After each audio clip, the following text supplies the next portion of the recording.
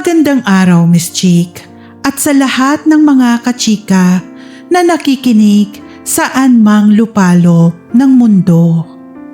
Lalo na sa mga kapwa ko OFW na nakikipagsapalaran sa init, lungkot at puyat para lang may maipadala sa mga mahal sa buhay sa Pilipinas.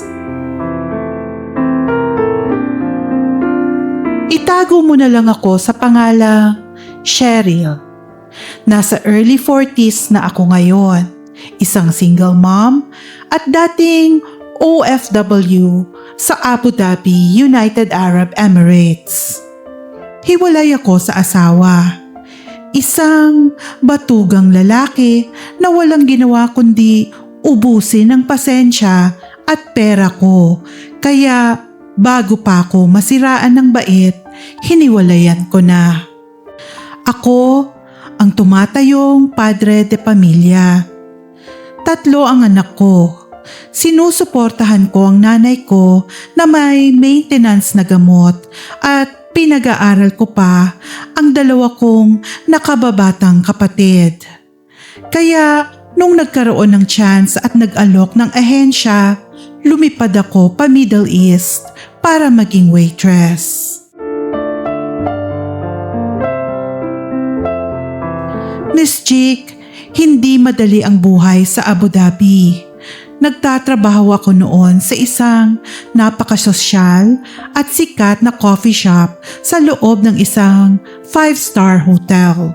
Kapag sinabi kong 5-star, yung tipong ang mga nagkakape ay mga sheikh na may alagang tigre sa bahay, mga royal family, at mga bilyonaryong expats na amoy pera mula ulo hanggang paa. Pero ang naging pahinga at tagasalba ko sa kalungkutan doon ay ang kasamahan ko sa trabaho na naging best friend at roommate ko na rin, si Michelle. Si Michelle, Miss Chick, ay isang proud Bisaya. Napakabait na tao, masipag, pero Diyos ko po, napaka-gullible at inosente. Siya yung tipong kapag sinabi mong nahuhulog na ang buwan, lalabas yan ng hotel at sasaluhin. At dahil pareho kaming waitress sa sosyal na coffee shop na yon, madalas kaming mapagalitan ng manager kasi palaging palpak ang English ni Michelle. At doon ko nakilala ang unang lalaking minahal ko sa Abu Dhabi dahil sa kapalpakan ng best friend ko. Isang hapon, sobrang busy ng coffee shop. May pumasok na isang matangkad na puti, nakasuot ng simpleng polo shirt at maong, pero napakagwapo. Dahil nagmamadali ako sa counter, si Michelle ang lumapit para kunin ang order ng lalaki. Mula sa kinatatayuan ko sa counter, nakikita ko si Michelle na nakangiti, hawak ang notepad niya. Nagsalita yung gwapong banyaga gamit ang napakakapal na British accent. Narinig ko mula sa kinatatayuan ko ang sabi ng Briton. "Hello love, could I trouble you for a flat white, a biscuit, and could you point me to the loo? I'm absolutely knackered." Nakita ko kung paano nanlaki ang mga mata ni Michelle. Namutla siya na parang nakakita ng multo. Tumalikod siya bigla, naglakad ng mabilis pabalik sa akin sa counter at nagpanik. "Zay, Cheryl Tabang!" Bulong sa akin ni Michelle na nanginginig ang boses, hawak-hawak pa ang braso ko. Yung gwapong puti sa table 4, giatay na. Aatakihin yata ako sa puso, sabi niya. Sabi ko naman, bakit? Anong in-order? "Zay, tinawag akong love. In love yata sa akin ng foreigner. Ang bilis naman." Kilig na kilig niyang sabi bago biglang sumimangot ng takot. Tapos Gusto daw niya ng flat na white, baka platong puti. Tapos humingi ng biskwit, social tayo dito, Day. Wala tayong rebisco. Tapos hinahanap niya si Luz. Wala naman tayong staff na Luz At ang pinakamalala, Day, umamin siya. Naked daw siya. Hala ka, Day. Baka bold star to na nakalimutan mag-brief. Tumawa ako ng malakas sa harap niya. Sabi ko, gaga, knackered, ibig sabihin, pagod. At saka yung flat white, kape yun.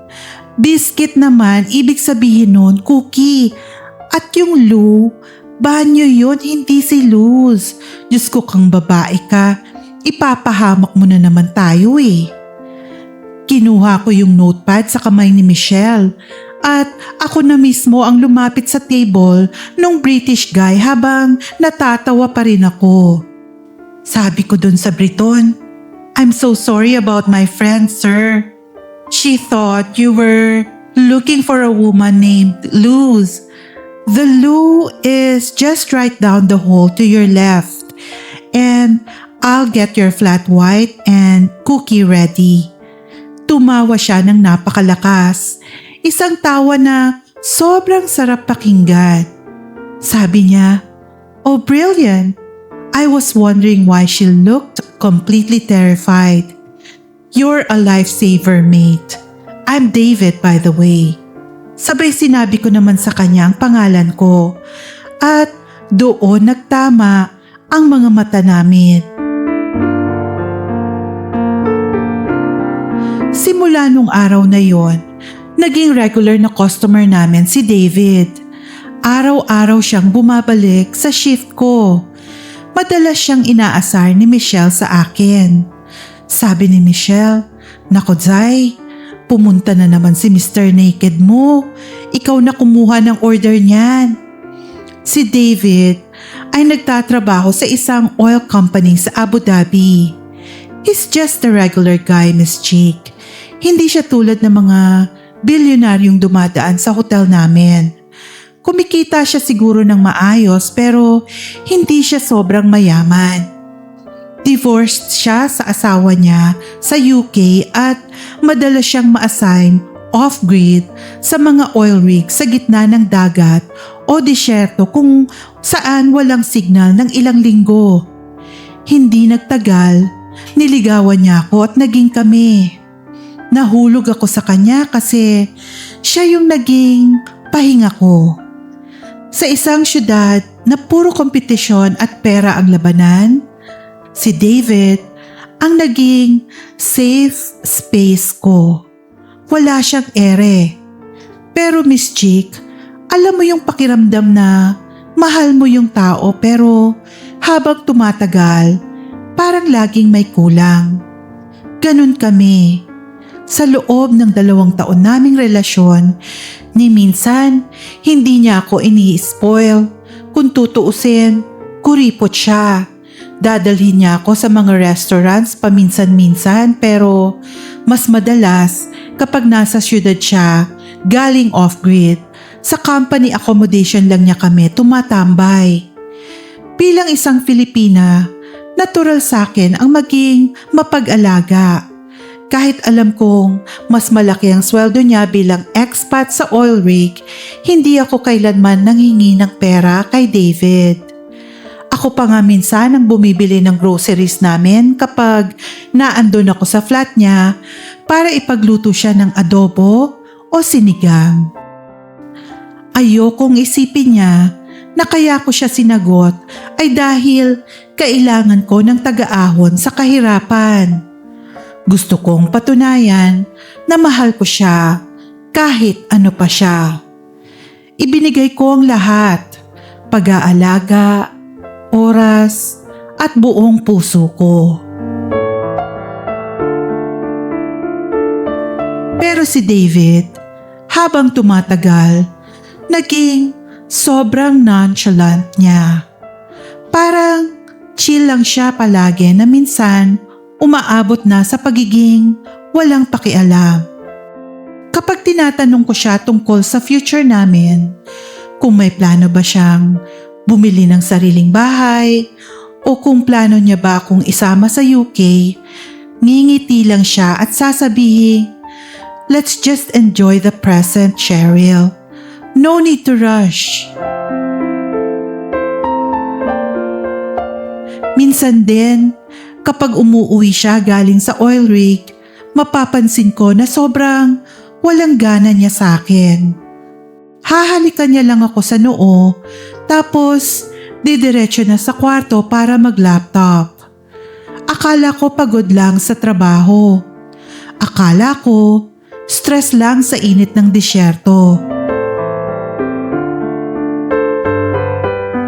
Hindi ko namalayan na unti-unti na pala siyang lumalayo. Dumalang ang mga text niya. Kapag nasa syudad siya, hindi na niya ako inaayang pumunta sa flat niya. Ang dahilan niya palagi, "I'm too exhausted, Cheryl. The rig drained me.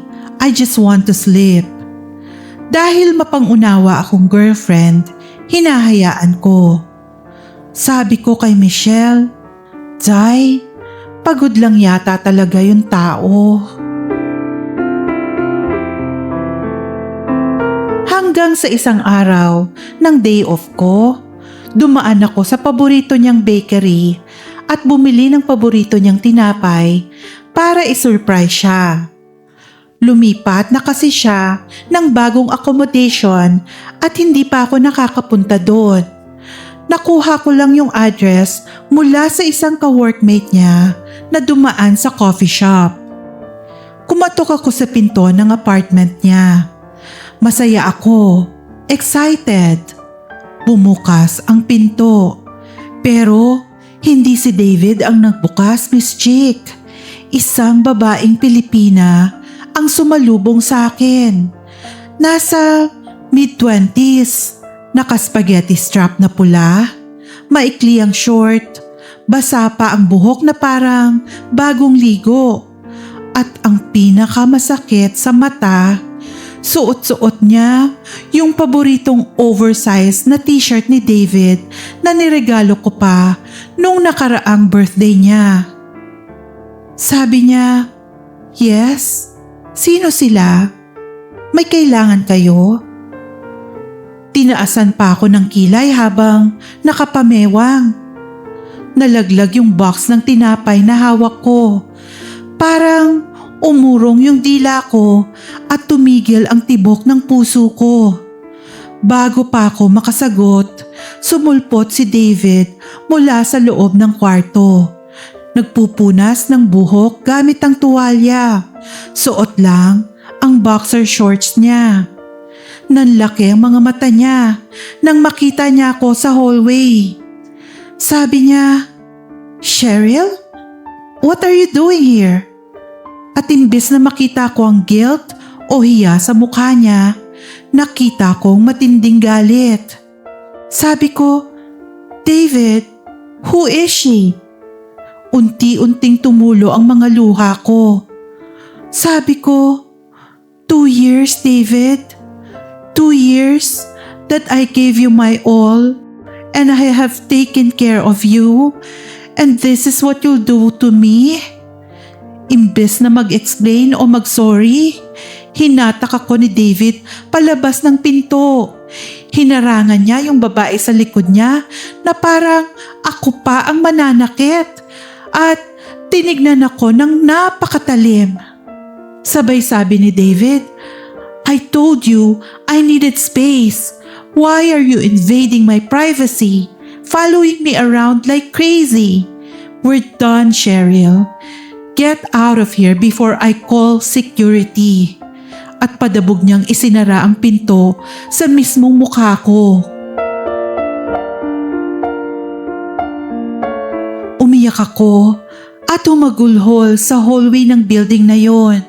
Ipinagpalit lang pala ako sa kapwa ko Pilipina na mas bata. Ibinuhos ko ang lahat sa lalaking yon. Nagpakumbaba ako. Hindi ako nanghingi ng kahit ano. Pero ako pa rin ang itinapon na parang basura. Umuwi ako sa flat namin ni Michelle na wasak na wasak. Si Michelle ang yumakap sa akin magdamag. Siya ang nagpunas ng mga luha ko at nagtimpla ng kape para mahimasmasan ako. Sabi niya, "Zai, hayaan mo na yung tarantadong yun. Ang ganda-ganda mo para umiyak ka sa isang lalaking amoy langis." Pagkatapos ng matinding heartbreak ko kay David, sinumpa ko sa sarili ko na hindi na ako iiyak para sa isang lalaki. Ibinuhos ko ang buong lakas at atensyon ko sa pagtatrabaho. Wala na akong pakialam sa love life. Kung kailangan kong mag-overtime para lang hindi ko isipin ang sakit, ginagawa ko. Gusto ko na lang magpayaman para sa mga anak ko sa Pilipinas.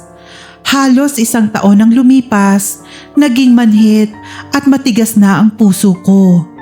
At doon, pumasok sa eksena ang lalaking nagpabago ng estado ng buhay ko. Si Tom. Nakilala ko si Tom sa parehong coffee shop sa hotel. Si Tom ay isang Canadian national. Pero ibang-iba siya kay David na isang simpleng manggagawa. Si Tom, Miss Chick, si Tom ay mismong may-ari ng isang malaking international oil and gas company sa Abu Dhabi. Isa siyang bilyonaryo. Yung tipong naglalakad pa lang siya papasok ng lobby ng hotel, nag-uunahan na ang mga managers at security guards para magbow at magbukas ng pinto para sa kanya. Divorcee din si Tom. Pero dahil bilyonaryo siya at nag-divorce siya nang walang prenuptial agreement sa una niyang asawa sa Canada, halos kalahati ng bilyon-bilyong yaman niya ay nakuha ng ex-wife niya nang maghiwalay sila. Na-trauma si Tom sa pag-aasawa, kaya noong nagsimula siyang magpapansin at manligaw sa akin, napaka-straightforward niya.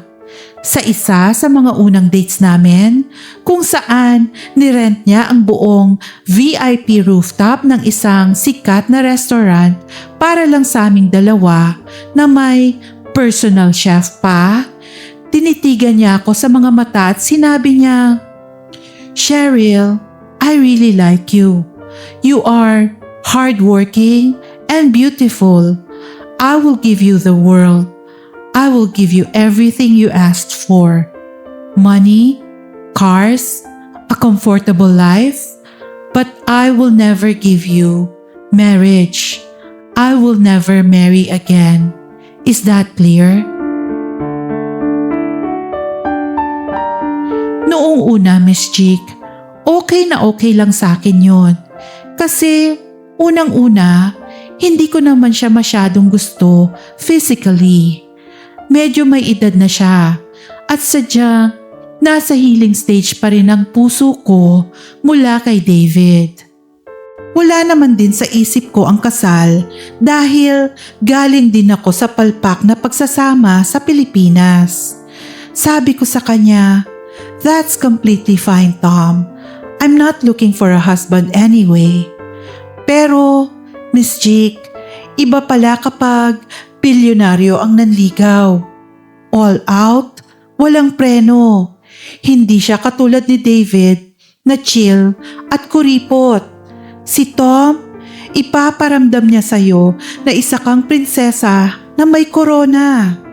Araw-araw, may nagde-deliver ng mga imported na bulaklak sa coffee shop na halos kasing laki ko na kinaiinggitan ng lahat ng mga staff.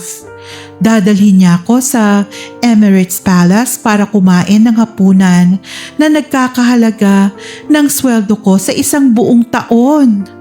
Bibilhan niya ako ng mga designer bags, alahas na kahit mag-ipon ako ng 10 taon, hindi ko mabibili. Hanggang sa unti-unting nahulog na ang loob ko kay Tom. Ang pinaka nagustuhan ko sa kanya ay yung security. Ako kasi yung tipong hindi sanay humingi. Pero kapag may naikukwento akong problema, kunwari nabanggit ko lang na nasira yung bubong ng bahay ng nanay ko sa Pinas dahil sa bagyo, o kailangan ng tuition fee ng kapatid ko sa college, kinabukasan, magte-text na lang si Tom. Sabay sabi niya, "Check your bank account, honey. I've sent enough to fix your mother's house and pay the school." To the rescue siya palagi, gamit ang pera niya. Pakiramdam ko, sa wakas, may isang taong sumalo sa lahat ng pasanin ko sa buhay. Dahil sa tagal ko sa hotel at dahil siguro na rin gusto nilang i-please si Tom na isang VIP guest, inilipat ako ng management mula sa coffee shop papunta sa bar section. Nako, Miss Chick, impyerno yun. Bukod sa panggabi ang shift na hanggang 4:00 ng madaling araw, sobrang nakakapagod. Lasing ang mga tao, madalas bastos, at ang bigat ng mga tray ng alak na kailangan kong buhatin. Umuuwi ako sa accommodation namin ni Michelle na umiiyak sa sobrang sakit ng mga binti at likod ko. Araw-araw akong nagrereklamo kay Tom tungkol sa pagod. Isang gabi, habang nakaupo kami sa luxury penthouse niya, sinabi niya sa akin ng seryoso, "Cheryl, I hate seeing you like this. You look exhausted every single day. Quit your job. Go back to the Philippines. Be with your kids. I will support you fully." Napaupo ako ng maayos. Sabi ko, "Are you serious, Tom? How about my family? They depend on my salary." Sabay, walang kagatol-gatol niyang sagot, "I will send you 150,000 pesos every single month. Just go home, rest, and be my lady." 150,000? Buwan-buwan? Walang gagawin kundi magmaganda lang, mag-relax, at suportahan ang pamilya ko? Years ago pa ito, Miss Chick, kaya napakalaking pera na talaga ng 150K. Parang tumama ako sa loto nang walang binibiling tiket. Siyempre, pumayag ako. Nag-resign ako agad-agad sa hotel. Inayos ang mga papeles ko at nagpaalam kay Michelle. Umiyak pa nga kami ni Michelle sa airport. Sabi niya, "Sana all, Zay, uuwing senyora. Balitaan mo ko, ha? Huwag mo kong kalimutan." Umuwi ako ng Pilipinas bilang isang senyora. Wala na akong inisip kundi magpakasarap kasama ng mga anak ko. Pinasadya ko ang bahay namin. Nabili ko lahat ng gusto ng mga anak ko. Totoo sa pangako niya si Tom. Tuwing unang araw ng buwan, eksakto, walang palya, pumapasok ang 150,000 pesos sa bank account ko. Hayahay talaga ang buhay ko. Hanggang sa nagawa ko ang pinakamalaking pagkakamali sa buhay ko, ang magtiwala sa kadugo ng best friend ko. Isang araw, umiiyak na tumawag sa akin si Michelle mula sa UAE. Sabi niya, "Zay, tulungan mo ko. Yung nakababata kong kapatid si Mavi, nandito kasi siya nagtatrabaho sa kabilang kumpanya. Na-terminate siya, Day. May ginawang kalokohan. Idinedeport siya pabalik dyan sa Pilipinas. Sagot ko naman, hala, edi papauwiin na siya sa probinsya nyo. Sabay sabi naman ni Michelle, yun na nga, Day. Ayaw niyang umuwi sa amin kasi nahihiya siya kay nanay. Gusto niya sanang bumalik agad dito sa Abu Dhabi, kaso dahil terminated siya, may 6 months ban siya. Hindi siya pwedeng bumalik agad. Day, nakikiusap ako, baka pwedeng dyan muna si Mavi sa bahay mo sa Manila ng 6 na buwan. Ako na magpapadala ng pangkain niya, parang awa mo na. Dahil mahal na mahal ko si Michelle at utang na loob ko rin ang naging pagkakaibigan namin at likas din akong maawain, pumayag ako. Sabi ko sa kanya, sige Michelle, huwag ka nang umiyak. Papuntahin mo na lang dito si Mavi pag landing niya. Ako na bahala sa kapatid mo. Dumating na nga si Mavi. Pinatira ko siya sa bahay ko. Binigyan ko ng sariling kwarto na may aircon pa. Pinakain ko, libre kuryente, libre tubig, libre wifi, libre lahat. Hindi ko na nga pinagbabayad si Michelle ng pangkain niya. Habang nandun si Mavi, nakita niya araw-araw kung gaano kahiyahay ang buhay ko. Nakita niya na hindi ako nagtatrabaho, palaging nagpapasalon at umaapaw ang pera ko. Nakita niya kung paano ako padalhan ni Tom ng mga mamahaling alahas at designer items pag Pasko, bagong taon at birthday ko. Nakita niya lahat ng pribilehiyong nararanasan ko mula sa isang bilyonaryo. Hindi ko alam, Miss Jig, sa likod pala ng mga matatamis niyang ngiti ng pagsasabi niya ng salamat Ate Cheryl at sa mga papuri niya sa akin, nilalamon na siya ng matinding inggit at imbitasyon. Isang ahas na pala ang pinapatuloy at pinapataba ko sa pamamahay ko. Fast forward, tatapos ang 6 na buwan. Na-lift na ang ban ni Mavi sa UAE at nakakuha siya ng bagong employment visa papuntang Abu Dhabi. Masayang masaya ako para sa kanya. Bago siya umalis papuntang airport, nakiusap ako sa kanya. Sabi ko, Mavi, may mga binili akong paboritong Filipino snacks ni Tom. Mga premium dried mangoes, special pulveron at tableya na hinahanap-hanap niya.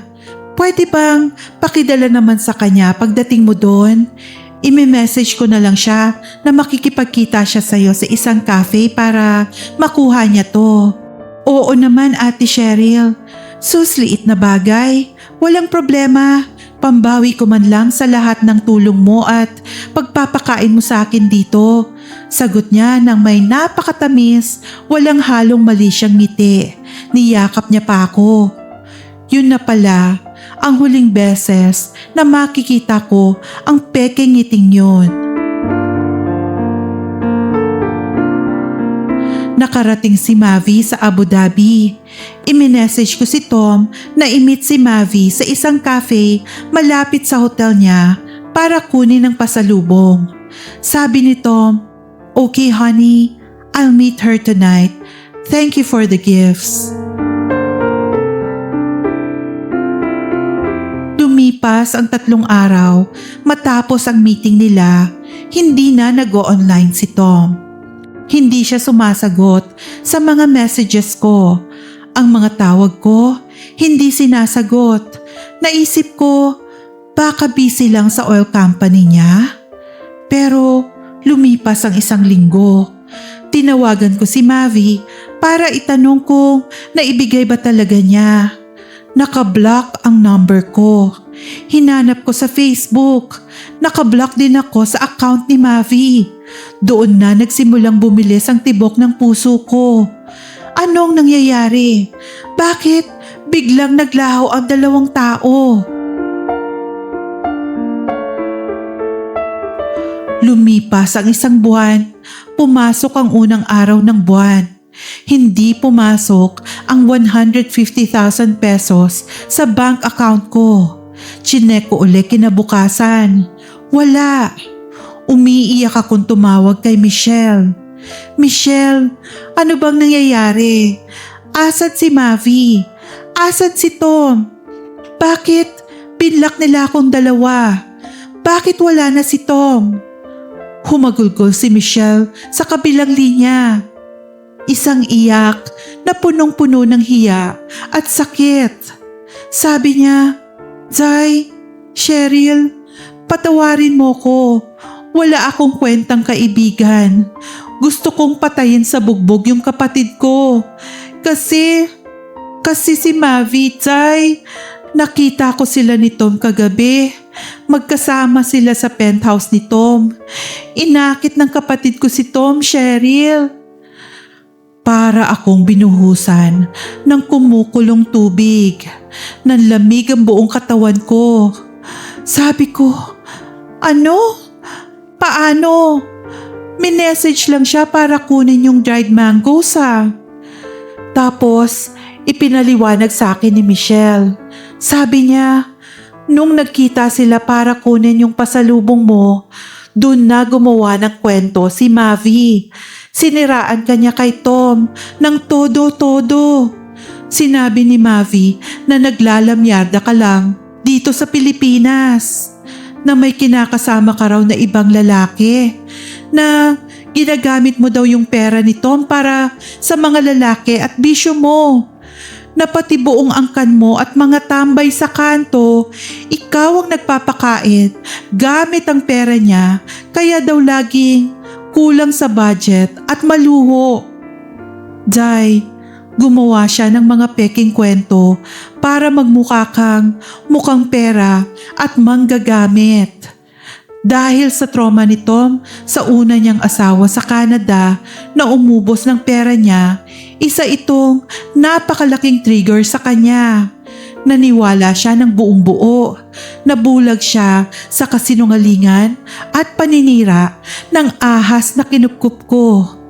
At ang mas malala, ginamit ni Mavi ang kalungkutan ni Tom para akitin ito ng mismong gabing yon.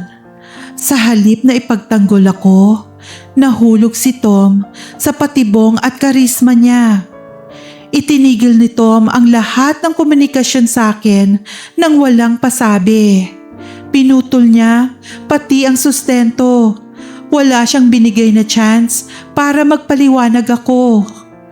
At ang pinakamasakit na balitang nalaman ko mula kay Michelle makalipas lang ang 6 na buwan, pinakasalan ni Tom si Mavi. Opo, Miss Chick. Yung bilyonaryong lalaki na paulit-ulit nagsabi sa akin, tiningnan ako sa mata na hinding-hindi na siya magpapakasal kailanman dahil na-trauma siya. Pinakasalan ang ahas na pinakain ko, pinatulog sa air-conditioned room at pinatira ko sa bahay ko ng 6 na buwan. Nagkaroon pa sila ng isang napakagarbong grand wedding sa isang private island. Si Mavi ngayon ang nagpapakasarap sa bilyon-bilyong yaman ni Tom bilang legal na asawa. Habang ako, heto, naiwan sa ere. Napatigil sa pag-aaral ang kapatid ko at halos wala na akong maipambili ng maintenance ng nanay ko. Ngayon, Miss Chick, hindi ko alam kung paano ako magsisimula ulit. Oo, may naipon naman ako ng konti mula sa mga padala ni Tom noon. Pero dahil inayos ko ang bahay namin. Siguro 1 taon lang ang itatagal ng natitirang pera ko para sa pamilya ko. Gusto ko sanang bumalik ng Abu Dhabi para magtrabaho ulit kasama si Michelle, pero nasa 40s na ako. Sino pa ang tatanggap sa akin bilang waitress sa mga hotels doon? Matanda na ako para makipagkompetensya sa mga mas bata at mas magagandang aplikanteng bagong dating mula Pilipinas. Ang bigat-bigat ng puso ko, Miss Chick. Pakiramdam ko, naging napakabuti ko sa lahat ng tao. Kay David na inalagaan ko ng walang hinihinging kapalit. Kay Tom na minahal ko at sinunod ko, at lalo na kay Mavi na tinulungan ko noong walang-wala siya. Pero sa huli, ako yung nauwi sa wala. Paano ba ako babangon, Miss Chick? Saan ako kukuha ng lakas para magsimula ulit ngayong ramdam ko na nauubos na ang oras at pera ko, at nakikita kong yung taong nanira sa akin ang siyang nagpapakasarap sa buhay na dapat ay sa akin. Tulungan mo po ako. Nagmamahal at labis na nagsisisi, Cheryl.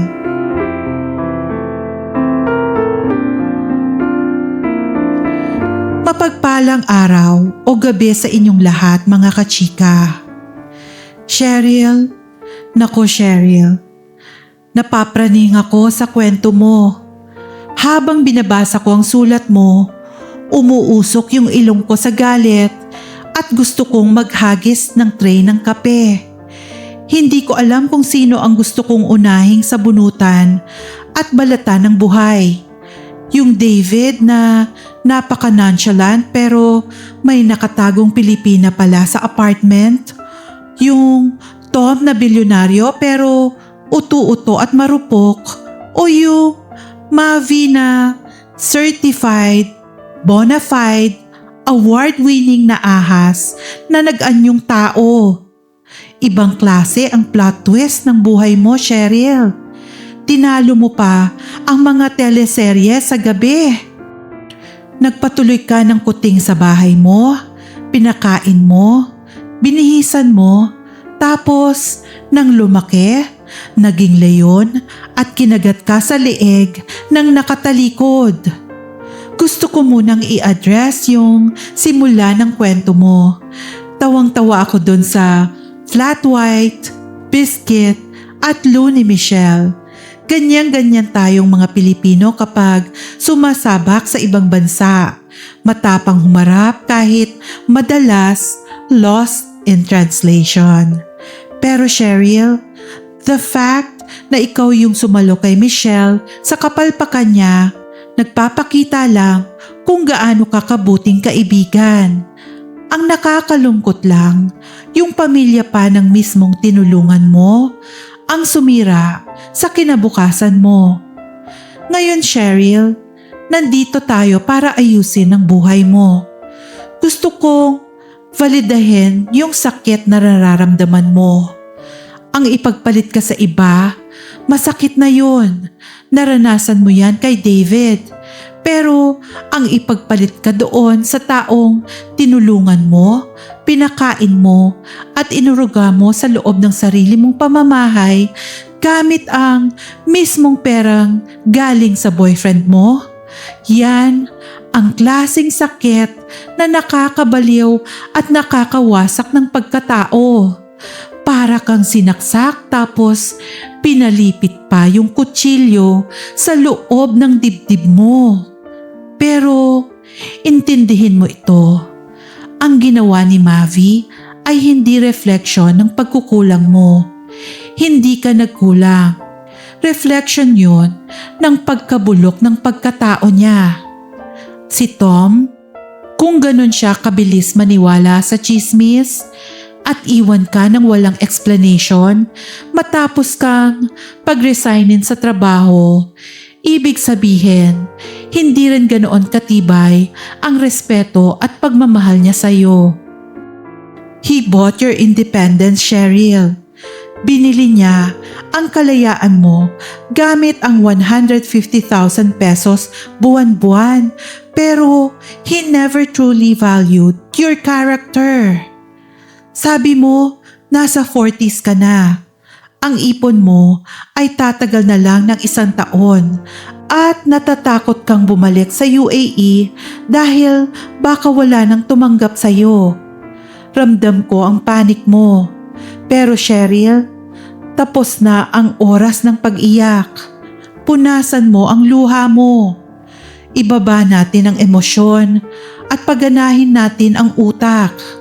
Kailangan nating magtanggal ng anay at maglatag ng konkretong plano. Heto ang payo kong mas mabuti mong gawin. Una, wakasan ang ilusyon ng senyora lifestyle. Ang pinakaunang anay na kailangan mong patayin sa sistema mo ay yung mindset na ikaw ay isang senyora. Oo, naging napakasarap ng buhay mo noong pumapasok ang 150,000 pesos buwan-buwan. Nakakamiss talaga yon. Ang sarap kayang matulog at magising na walang iniisip kundi kung anong o-orderin sa Foodpanda. Pero tapos na ang era na yon, Cheryl. Fake news na yon. Kapag pinilit mong i-maintain ang lifestyle ng isang tao may 150k na allowance habang ang ipon mo ay paubos na, hindi aabutin ng 1 taon yan. 6 na buwan pa lang, ubos na yan at babalik ka sa zero. I-budget mo ng mahigpit ang natitira mong pera ngayon din. Tanggalin ang luho. I-cancel ang mga subscriptions na hindi kailangan. Balik tayo sa basic survival mode para ma-stretch natin ang ipon mo hanggat maaari habang nagpaplano ka ng susunod mong hakbang. Pagkatapos, ang brutal na pagputol sa mga lason. Huwag na huwag mo nang i-stalk ang mga Facebook at Instagram accounts ni Tom at Mavi. Bawat pag-type mo ng pangalan nila sa search bar, bawat pagtingin mo sa mga litrato nilang nagpapakasarap sa private island o nagyayate sa Dubai, ay umiinom ka ng lason ng kusa. I-block mo sila sa lahat ng social media platforms. Pati si Michelle, kahit best friend mo siya, kahit kapatid lang siya ni Mavi at biktima rin ng sitwasyon, putulin mo muna ang komunikasyon mo sa kanya. Tuwing kinakausap mo si Michelle, maaalala mo lang si Mavi. Protect your peace of mind. Hayaan mo silang lahat. Ang relasyong nagsimula sa paninira, kasinungalingan at panliling lang ay hindi kailanman magtatapos ng maganda. Balang araw, lalabas din ang tunay na kulay ni Mavi kay Tom. Sabi mo, natatakot kang bumalik ng Abu Dhabi kasi matanda ka na para mag-waitress at hindi ka na makikipagsabayan sa mga mas bata at mas magagandang aplikante. Cheryl, totoo naman na maraming kumpanya ang naghahanap ng mas bata sa food and beverage industry. Pero, hello? Bakit mo ikukulong ang sarili mo sa pagiging waitress na nakasuot ng masikip na pencil cut skirt? Ilang taon kang nagtrabaho sa 5-star hotel, Cheryl. May experience ka sa extreme customer service. May training ka sa pag-handle ng mga VIPs at royal families. Alam mo ang kalakaran sa luxury hospitality at hasang-hasa ka na sa pagsasalita ng English. Alam mo ba kung gaano karaming Pilipina sa UAE ang nagtatransition mula sa pagiging service crew papunta sa mga malalaking corporate roles kapag nasa 40s na sila? Pwede kang mag-apply bilang executive receptionist sa mga malalaking kumpanya, administrative assistant, concierge manager, o kaya naman sa mga customer success roles kung saan mas pinahahalagahan ang maturity, experience, at problem-solving skills kaysa sa makinis na balat o batang edad. Ang 40s ay hindi katapusan ng mundo. Ito ang edad kung saan buo na ang karanasan mo. Huwag mong maliitin ang resume mo. I-revamp mo yan. Huwag ka nang mag-apply sa mga coffee shop. I-target mo ang mga corporate offices. The Middle East respects seasoned professionals. Kung ayaw mo namang iwan ulit ang 3 mong anak at ang nanay mo na may sakit, pag-isipan mo itong mabuti. May natitira ka pang ipon na tatagal ng 1 taon, hindi ba? Ibig sabihin, may kapital ka pa. Imbes na unti-unti mo itong ubusin at kainin araw-araw pambayad ng kuryente at pambili ng bigas hanggang sa maging 0, bakit hindi mo i-invest ang kalahati nito sa isang negosyo na alam mo iikot ang pera? Tutal, nag-aaral ka kung paano ang galawan ng isang 5-star hotel coffee shop. Kabisado mo ang tamang timpla at alam mo ang tamang customer service. Bakit hindi ka magtayo ng sarili mong maliit na cafe sa inyong probinsya o subdivision? Hindi kailangang sosyal agad. Pwede rin namang maliit na food business, online selling o sari-sari store. Matapang ka, Cheryl. Kinaya mong tumayo mag-isa. Hiwalayan ang batugan mong asawa at buhayin ang pamilya mo bilang breadwinner bago pa man dumating si David at si Tom sa buhay mo. Nasa dugo mo ang pagiging madiskarteng Filipina. Gamitin mo ang galit at sakit na naramdaman mo kay Mavi bilang gasolina para patunayan sa kanilang lahat na kaya mong yumaman ng sarili mong pawis ang puhunan at hindi galing sa buwan ng sustento ng isang bilyonaryong madaling mauto. Cheryl, naging mabuti kang tao. Nagpatuloy ka, nagtiwala ka, at nagmahal ng totoo. Huwag mong sisihin ang sarili mo dahil naging mabait at maawain ka. Sisihin mo ang mga taong umabuso sa kabaitan mo. Pero ngayon, oras na para maging mabait ka naman sa sarili mo. Tumayo ka dyan. Marami ka pang pwedeng gawin. Sabi nga nila, life begins at 40. At ang pinakamagandang revenge ay ang isang matagumpay at masayang buhay na ipinundar mo ng ikaw lang. Isang paalala po lamang sa ating lahat, mga kachika. Hindi po ako isang lisensyadong psychologist, career counselor o financial advisor. Ang mga payo ko po rito ay base lamang sa aking opinyon at karanasan bilang inyong online ate.